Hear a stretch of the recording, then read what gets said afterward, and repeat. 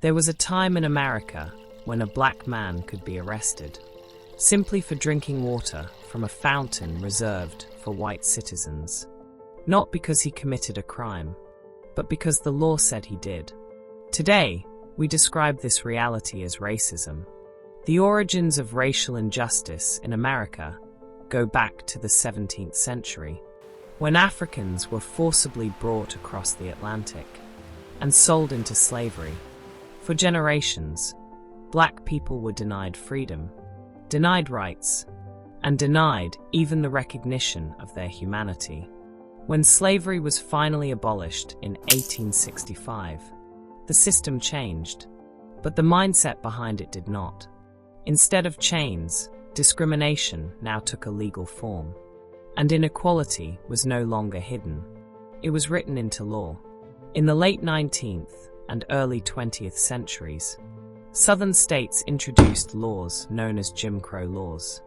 These laws enforced racial segregation, a system where black Americans were forced into separate schools, separate buses, separate neighborhoods, and separate public facilities.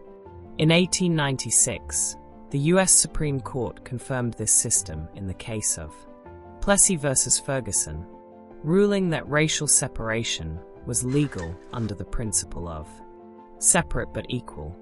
But in reality, equality never existed. What existed was a nation where inequality was protected by its highest court. For black Americans, segregation was not an abstract policy. It was a daily experience. Children were sent to underfunded schools. Workers were denied opportunities. Families were pushed into neglected neighborhoods. And sometimes a simple act, like drinking water, became a reason for arrest. Racism was no longer just an attitude. It had become a system. But history shows us something important. No system of injustice remains unchallenged forever. In 1955, a quiet act of courage changed the nation. When Rosa Parks refused to surrender her seat on a bus in Montgomery, she did more than resist a driver. She challenged an entire system. That moment sparked a movement. 8 years later, in 1963, that movement found its voice on the steps of the Lincoln Memorial. There, Martin Luther King Jr. spoke, not only to America, but to the conscience of the world. These leaders did not seek power through violence. They chose a different path.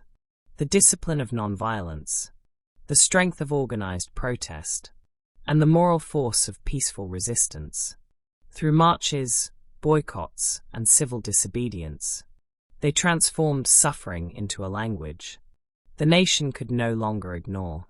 From the Montgomery bus boycott to the Birmingham campaign, from the March on Washington to the Selma marches, each moment added pressure, each sacrifice deepened awareness, and each voice made silence impossible. What began as scattered protests slowly became a national awakening. In 1964, segregation in public spaces was finally outlawed. In 1965, barriers that once denied black Americans the right to vote were dismantled.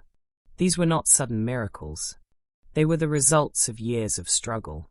Proof that when ordinary people stand together, even the strongest systems must eventually bend. If unity bent the system once, what system would you challenge today?